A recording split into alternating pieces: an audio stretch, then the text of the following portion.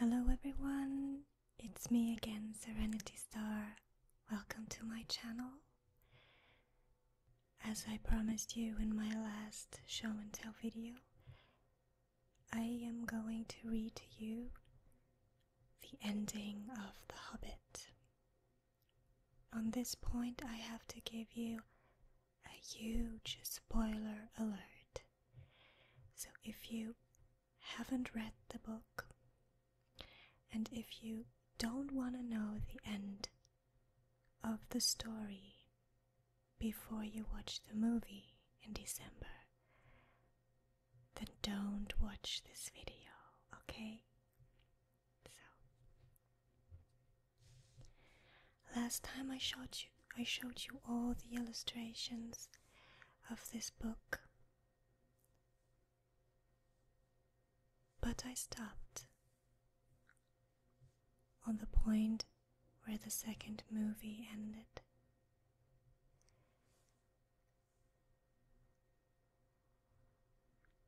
So now I am going to begin where I stopped last time. So let's open it.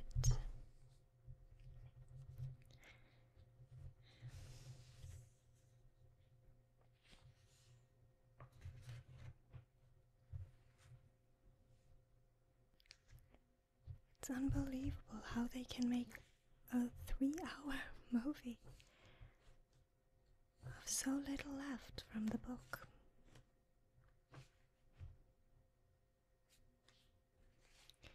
Look at how little there is left.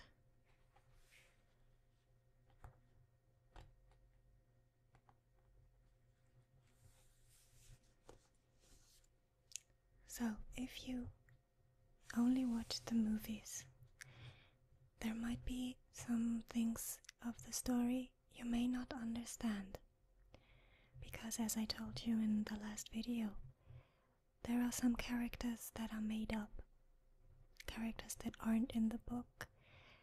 For example, Azog the Defiler, the Pale Orc, who doesn't exist in this story, and also Taudiel, the elf maid of the Wood Elves. She is a totally made up character. She doesn't exist at all. So, and there is no way of beginning the story exactly where the movie ended, because the story has been changed a little bit in the movies. So I tried to find out the place that would fit the best. That would be on chapter 8.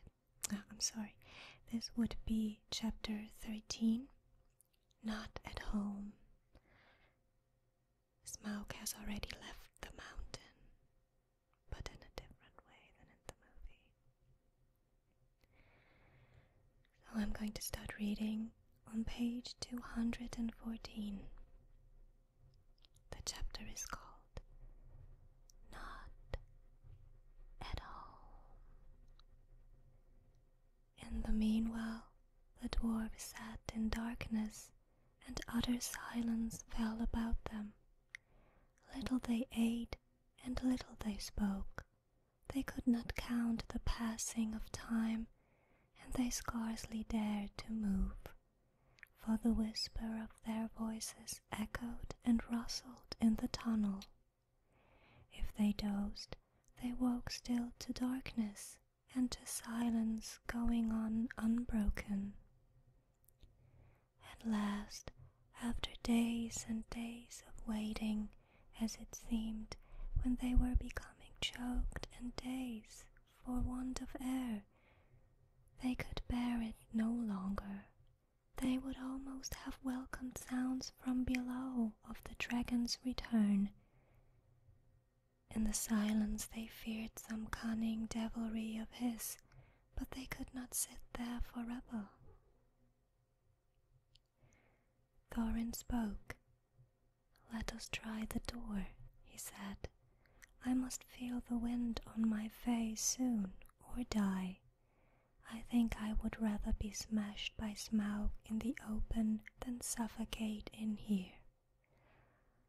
So several of the dwarfs got up and groped back to where the door had been, but they found that the upper end of the tunnel had been shattered and blocked with broken rock. Neither key nor the magic it had once obeyed would ever open that door again. "We are trapped," they groaned. "This is the end. We shall die here." But somehow, just when the dwarves were most despairing, Bilbo felt a strange lightening of the heart, as if a heavy weight had gone from under his waistcoat. "Come," he said, "while there's life, there's hope, as my father used to say, and third time pays for all. I am going down the tunnel once again. I have been that way twice, when I knew there was a dragon at the other end, so I will risk a third visit when I am no longer sure. Anyway, the only way out is down, and I think this time you had better all come with me." In desperation they agreed, and Thorin was the first to go forward by Bilbo's side. "Now do be careful," whispered the hobbit, "and as quiet as you can be.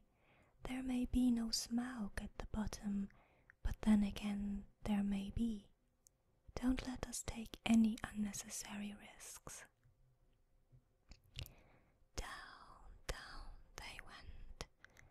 The dwarves could not, of course, compare with the hobbit in real stealth, and they made a deal of puffing and shuffling, which echoes magnified alarmingly.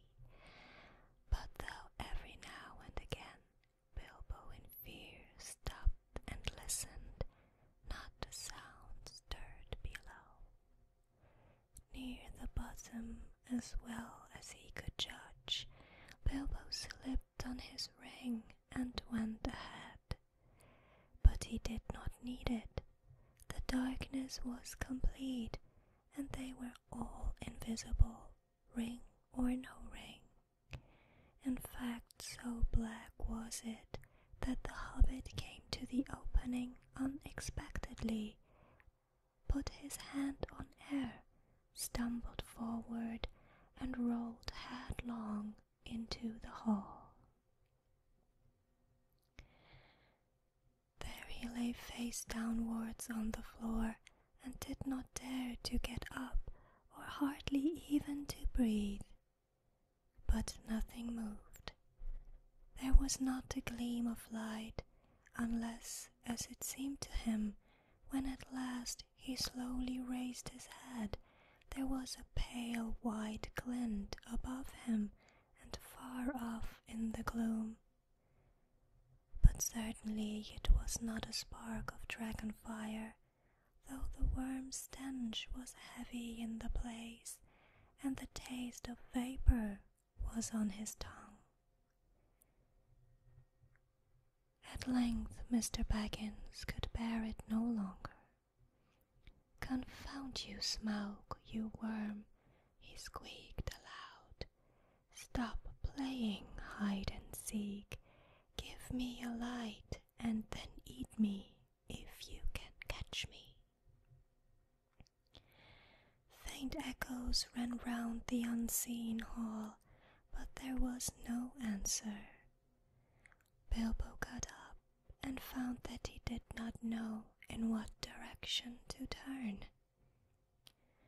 "Now I wonder what on earth Smaug is playing at," he said. "He is not at home today, or tonight, or whatever it is, I do believe.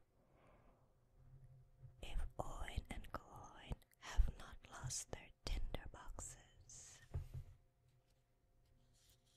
Perhaps we can make a little light and have a look around before light," he cried. "Can anybody make a light?"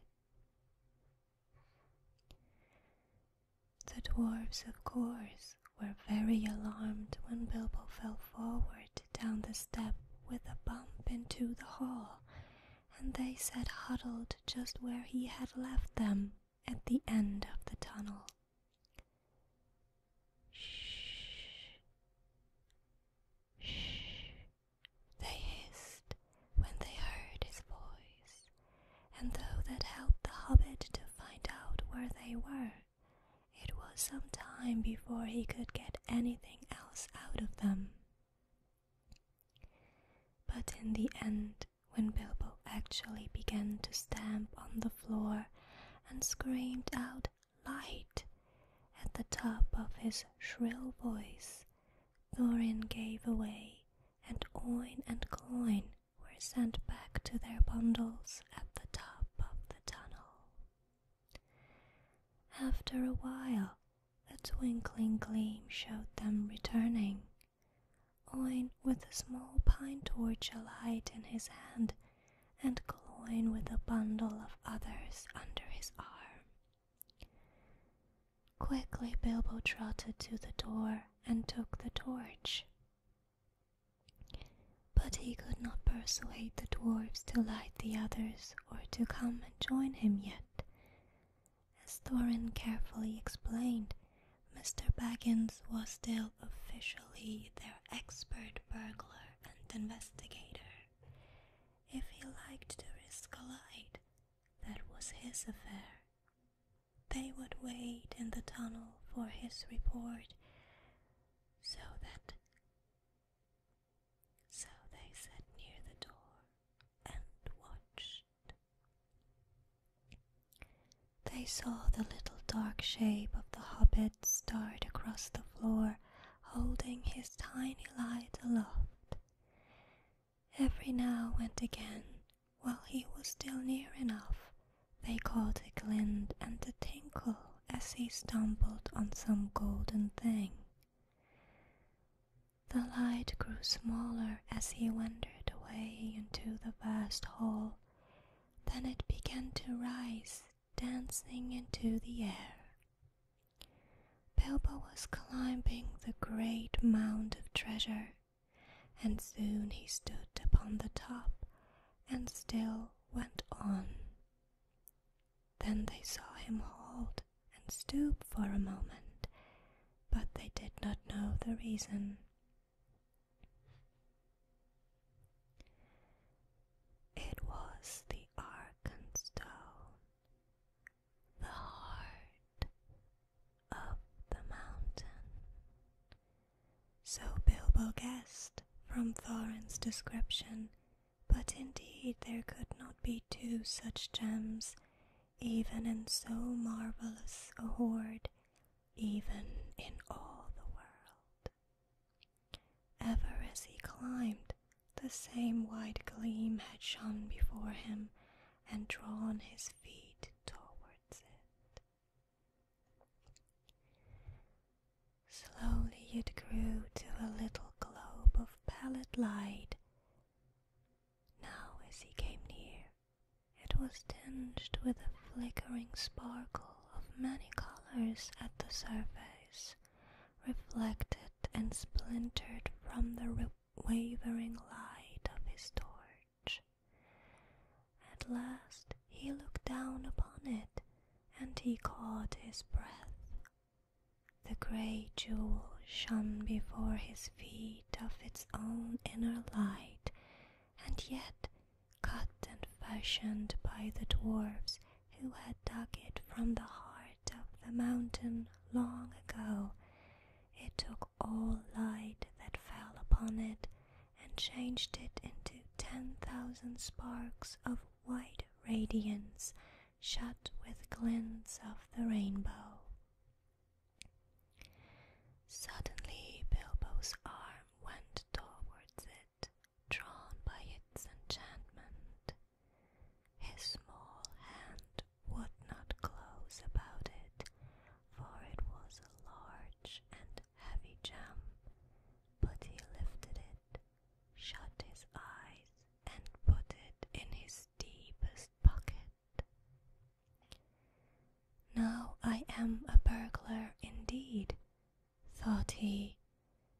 I suppose I must tell the dwarfs about it sometime.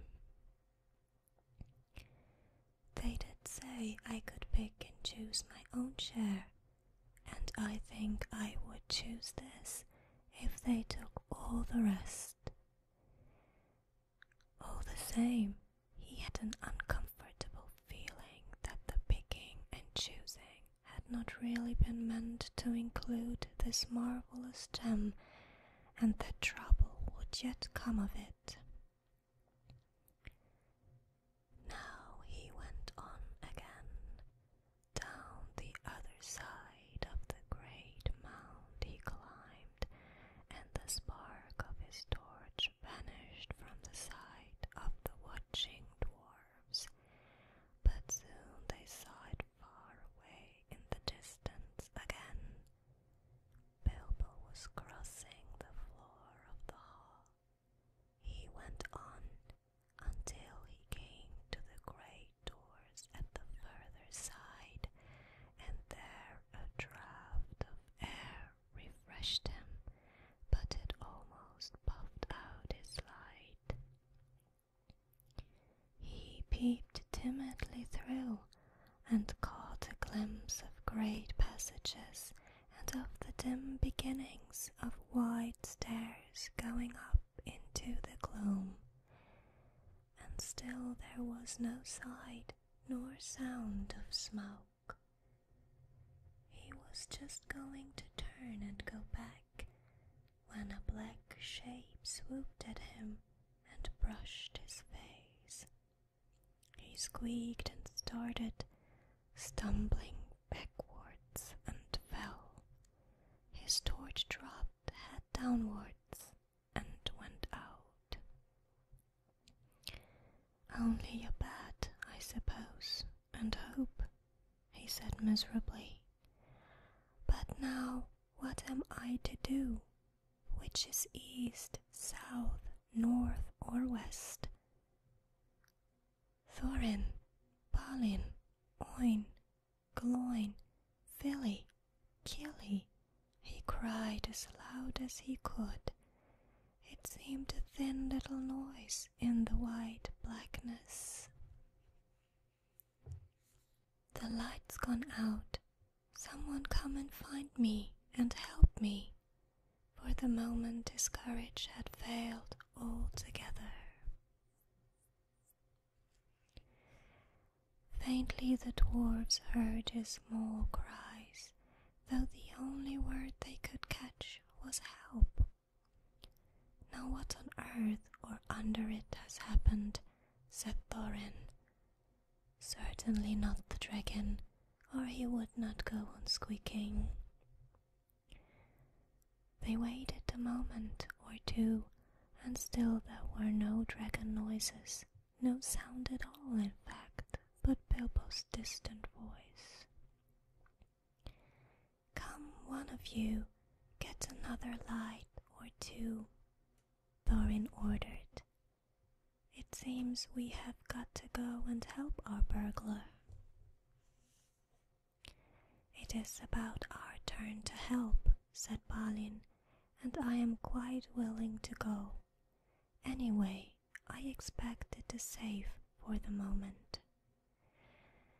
Gloin lit several more torches, and then they all crept out one by one and went along the wall as hurriedly as they could. It was not long before they met Bilbo himself coming back towards them. His wits had quickly returned as soon as he saw the twinkle of their lights. "Only a bat and eye-drop torch, nothing worse," he said in answer to their questions.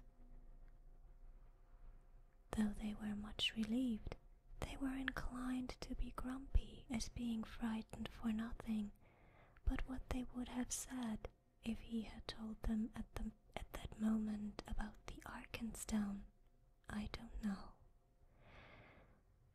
The mere fleeting glimpses of treasure which they had caught as they went along had it rekindled all the fire of their dwarfish hearts. And when the heart of a dwarf, even the most respectable, is wakened by gold and by jewels, he grows suddenly bold, and he may become fierce.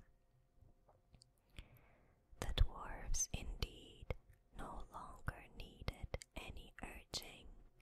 All were now eager to explore the hole while they had the chance, and willing to believe that for the present Smaug was away from home. Each now gripped a lighted torch, and as they gazed, first on one side and then on another, they forgot fear and even caution. They spoke aloud and cried out to one another as they lifted old treasures from the mound or from the wall and held them in the light, caressing and fingering them.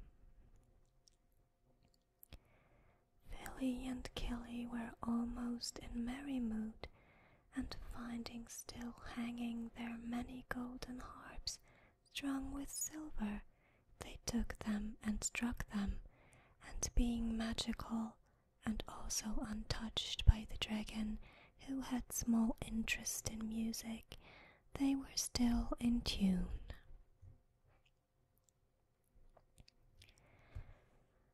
The dark hall was filled with a melody that had long been silent, but most of the dwarfs were more practical. They gathered gems and stuffed their pockets, and let what they could not carry fall back through their fingers with a sigh. Thorin was not least among these, but always he searched from side to side for something which he could not find. It was the Arkenstone, but he spoke of it yet to no one. Now the dwarfs took down mail and weapons from the walls and armed themselves. Royal indeed did Thorin look, clad in a coat of gold-plated rings, with the silver-hafted axe in a belt crusted with scarlet stones. "Mr. Baggins," he cried, "here is the first payment of your reward. Cast off your old coat and put on this." With that, he put on Bilbo a small coat of mail wrought for some young elf prince long ago. It was of silver steel, which the elves call mithril, and with it went a belt of pearls and crystals. A light helm of figured leather, strengthened beneath with hoops of steel, and studded about the brim with white gems, was set upon the Hobbit's head.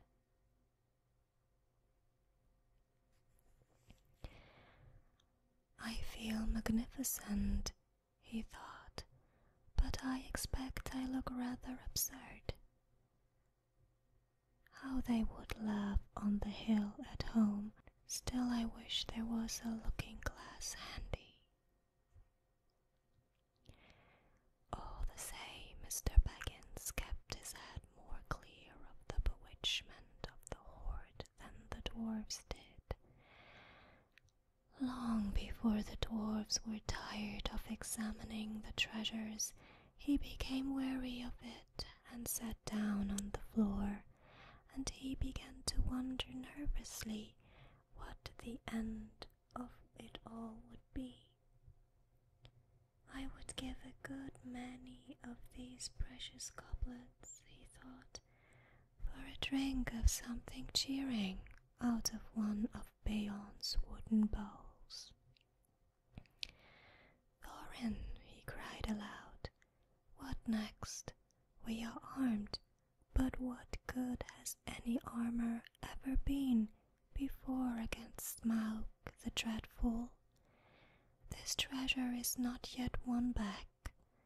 We are not looking for gold yet, but for a way of escape, and we have tempted luck too long.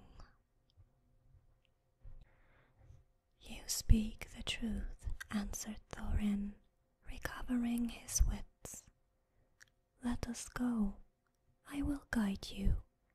Not in 1,000 years should I forget the ways of this palace. Then he hailed the others, and they gathered together, and holding their torches above their heads, they passed through the gaping doors, not without many a backward glance of longing. The glittering mail they had covered again with their old cloaks and their bright helms with their tattered hoods, and one by one they walked behind Thorin, a line of little lights in the darkness that halted often, listening in fear once more for any rumor of the dragon's coming. Though all the old adornments were long mouldered or destroyed, and though all was befouled and blasted with the comings and goings of the monster, Thorin knew every passage and every turn. They climbed long stairs and turned and went down wide echoing ways, and turned again and climbed yet more stairs and yet more stairs again. These were smooth, cut out of the living rock, broad and fair, and up, up the dwarfs went, and they met no sign of any living thing, only furtive shadows that fled from the approach of their torches, fluttering in the draughts. The steps were not made all the same for Hobbit legs, and Bilbo was just feeling that he could go no longer, when suddenly the roof sprang high and far beyond the reach of their torchlight. A white glimmer could be seen coming through some opening far above, and the air smelled sweeter. Before them light came dimly through great doors that hung twisted on their hinges and half burned. This is the great chamber of Thror, said Thorin, the hall of feasting and of council. Not far off now is the front gate. They passed through the ruined chamber. Tables were rotting there, chairs and benches were lying there overturned, charred and decaying. Skulls and bones were upon the floor, among flagons and bowls and broken drinking horns and dust. As they came through yet more doors at the further end, a sound of water fell upon their ears, and the grey light grew suddenly more full. There is the birth of the running river, said Thorin. From here it hastens to the gate. Let us follow it. Out of a dark opening in a wall of rock there issued a boiling water, and it flowed swirling in a narrow channel, carved and made straight and deep by the cunning of ancient hands. Beside it ran a stone-paved road, wide enough for many men abreast. Swiftly along this they ran, and round a wide sweeping turn. And behold, before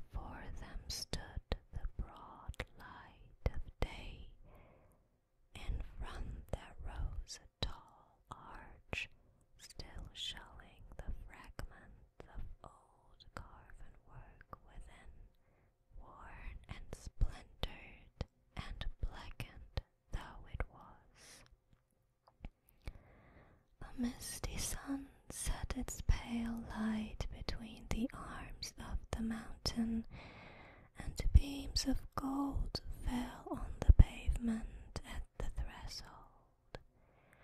A whirl of bats, frightened from slumber by their smoking torches, flurried over them as they sprang forward. Their feet slithered on stones, rubbed smooth and slimed by the passing of the dragon. Now before them the water fell noisily outward and foamed down towards the valley. They flung their pale torches to the ground and stood gazing out with dazzled eyes. They were come to the front gate and were looking out upon Dale. "Well," said Bilbo, "I never expected to be looking out of this door, and I never expected to be so pleased to see the sun again and to feel the wind on my face. But oh, this wind is cold." It was. A bitter easterly breeze blew with the threat of oncoming winter. It swirled over and round the arms of the mountain into the valley and sighed among the rocks. After their long time in the stewing depths of the dragon-haunted caverns, they shivered in the sun. Suddenly Bilbo realized that he was not only tired, but also very hungry indeed. "It seems to be late morning," he said, "and so I suppose it is more or less breakfast time, if there is any breakfast to have. But I don't feel that Smaug's front doorstep is the safest place for a meal. Do let's go somewhere where we can sit quiet for a bit." "Quite right," said Balin, "and I think I know which way we should go. We ought to make for the old lookout post at the southwest corner of the mountain." "How far is that?" asked the Hobbit. 5 hours' march, I should think. It will be rough going." "The road from the gate along the left edge of the stream seems all broken up, but look down there. The river loops suddenly east across Dale in front of the ruined town. At that point there was once a bridge leading to steep stairs that climbed up the right bank and so to a road running towards Ravenhill. There is, or was, a path that left the road and climbed up to the post, a hard climb too, even if the old steps are still there."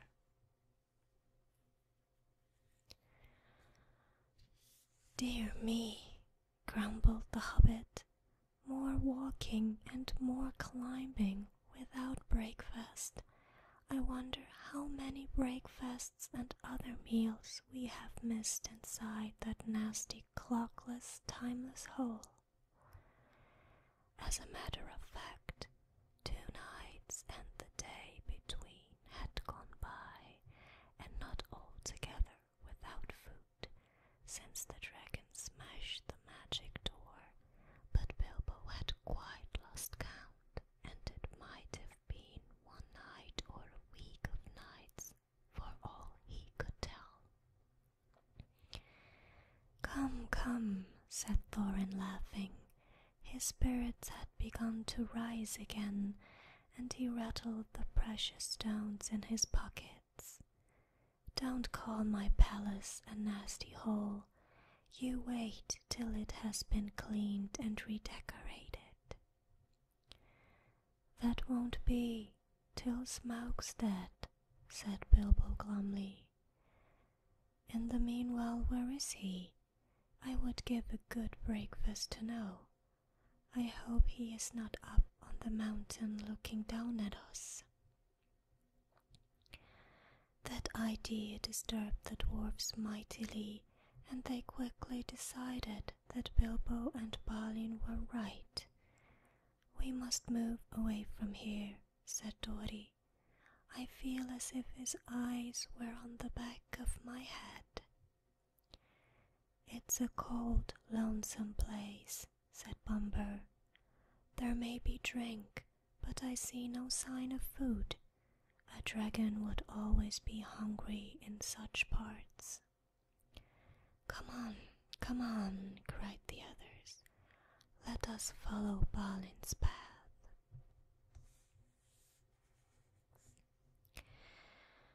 Under the rocky wall to the right there was no path, so on they trudged among the stones on the left side of the river, and the emptiness and desolation soon sobered even Thorin again. The bridge that Balin had spoken of they found long fallen, and most of its stones were now only boulders in the shallow, noisy stream. But they forded the water without much difficulty and found the ancient steps and climbed the high bank. After going a short way, they struck the old road and before long came to a deep dell sheltered among the rocks. There they rested for a while and had such a breakfast as they could, chiefly cram and water. If you want to know what cram is, I can only say that I don't know the recipe, but it is biscuitish, keeps good indefinitely, is supposed to be sustaining, and is certainly not entertaining, being in fact very uninteresting except as a chewing exercise. It was made by the lakemen for long journeys. After that they went on again, and now the road struck westward and left the river and the great shoulder of the south-pointing mountain spur drew ever nearer. At length they reached the hill path.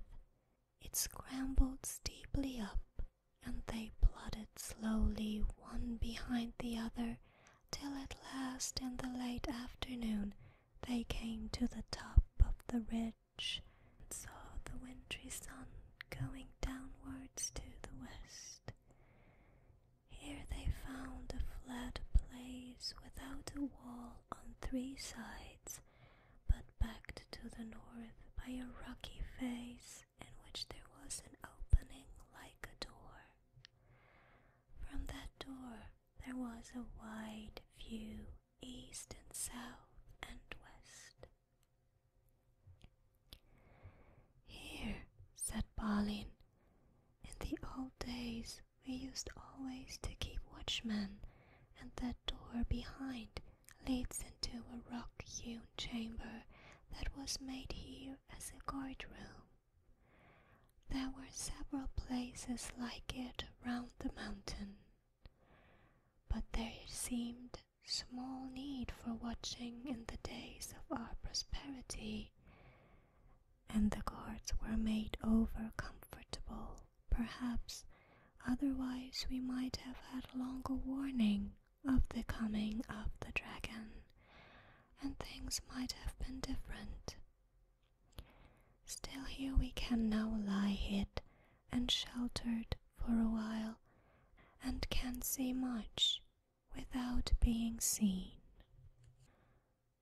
"Not much use if we have been seen coming here," said Dori, who was always looking up towards the mountain's peak as if he expected to see Smaug perched there like a bird on a steeple. "We must take our chance of that," said Thorin. "We can go no further today." "Here, here," cried Bilbo, and flung himself on the ground. In the rock chamber there would have been room for 100, and there was a small chamber further in, more removed from the cold outside. It was quite deserted. Not even wild animals seemed to have used it in all the days of Smaug's dominion.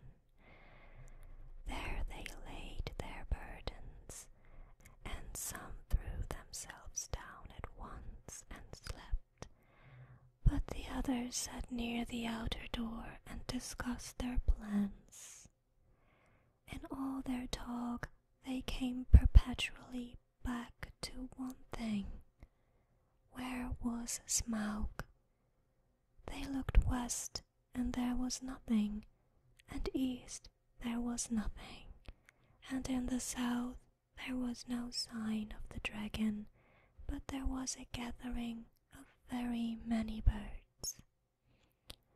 At that they gazed and wondered, but they were no nearer understanding it when the first gold stars came out.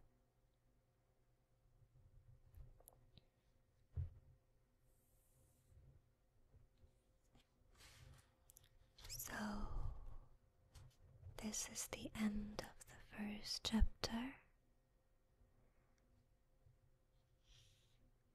Not at all.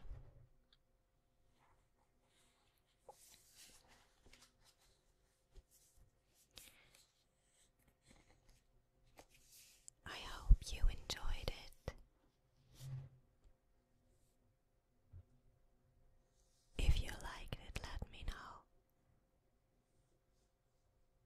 And in no time, I will read the next chapter for you. As always, I appreciate all kinds of feedback that help me improve my videos.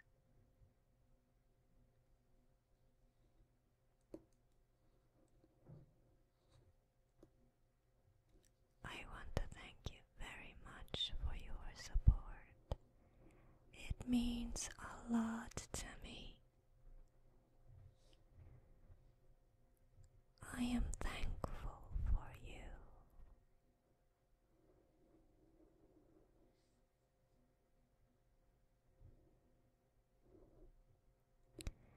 I hope to see you soon